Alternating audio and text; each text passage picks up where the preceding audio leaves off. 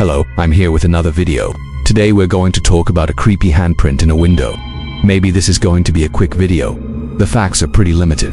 In 1909, a man named Harold Green bought a house at 214 Willow Lane. For several years, nothing unusual happened at the house. The neighbors said that he kept to himself and everything was fine until one night when he was spotted pacing by the living room window, and he didn't seem to notice when they waved to him. The next morning he was gone. His car was still parked in the driveway. The front door was locked from the inside. There were no signs of a struggle or a robbery. No body was ever recovered, and there was only one clue: a handprint on the window. That might be the end of the story, except for the fact that the handprint never faded. Now, stories like this remind me of a house in New York State that we visited many years ago. It had a strange, mysterious vibe, and when I went to leave, I walked through the front door and then I stopped. My foot hit something on the floor and I shined my flashlight on it. It was a coin. I bent down to pick it up and I saw that the date on it was from 1955, but it was onto the age of the coin that was so freaky. It was the fact that we had toured the house an hour earlier with the owners and neither of them had noticed this coin on the floor. I mean, how can you miss a shiny object lying around? And how can you not know what is in your own house? Anyway, back to the story at hand.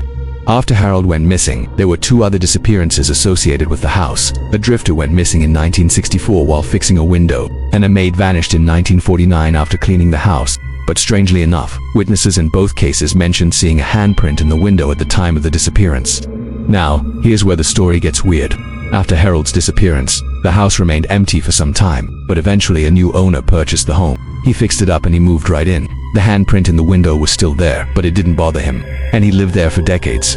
That is, until he sold the house to the Martinez family. One night after dinner, Linda Martinez was washing dishes when she noticed a handprint in the window. It was huge, way too big to be any of the children's. She thought that maybe the cleaning crew had left it there accidentally, but when she went to wipe it off the next morning, it was still there.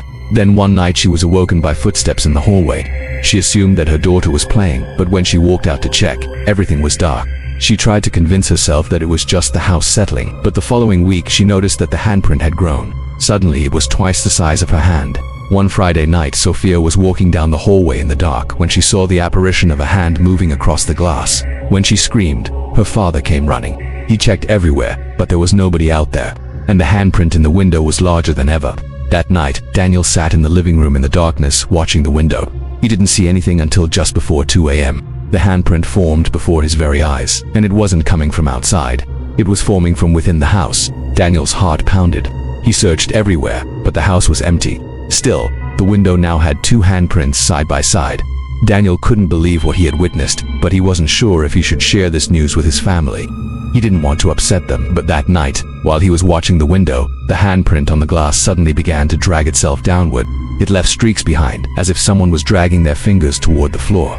Daniel wanted to scream, but no sound came out. The next night, the handprint was higher on the window, and as he watched, it continued to rise. They couldn't take it anymore, and the family tried to live their lives as normally as possible. Although the constant dread was hard to ignore, the window became a central part of their lives, and the family tried to avoid going near it at night. 4 weeks into their ordeal, Daniel was woken by the sound of knocking on the window. He couldn't believe it, but it wasn't coming from outside. The handprint was dragging itself across the glass, moving slowly, painfully. And then, as he watched in terror, a second handprint appeared.